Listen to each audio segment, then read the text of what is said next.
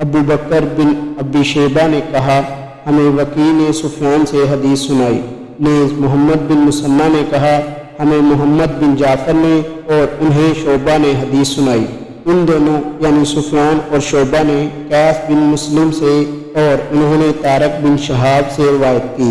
अल्फाज अबू बकर बिन अबी शेबा के हैं। तारक बिन शहाब ने कहा कि पहला शख्स जिसने ईद के दिन नमाज से पहले खुतबे का आगाज़ किया मरवान था। एक आदमी उसके सामने खड़ा हो गया और कहा, नमाज खुतबे से पहले है? मरवान ने जवाब दिया, जो तरीका यहाँ पहले था वो तर्क कर दिया गया है।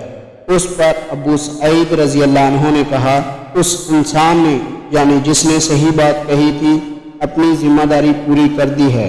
मैंने रसूलुल्लाह सल्लल्लाहु अलैहि वसल्लम से सुना, आप सल्लल्लाहु अलैहि वसल्लम फरमा रहे थे, तुम में से जो शख्स मुनकर यानी नाकाबिल कबूल काम देखे उस पर लाजिम है कि उसे अपने हाथ यानी कुव्वत से बदल दे, और अगर उसकी ताकत ना रखता हो तो अपनी ज़बान से उसको बदले, और अगर उसकी भी ताकत ना रखता हो तो अपने दिल से उसे बुरा समझे और उसके बदलने की मुस्बत तदबीर सोचे, और ये सबसे कमज़ोर ईमान है।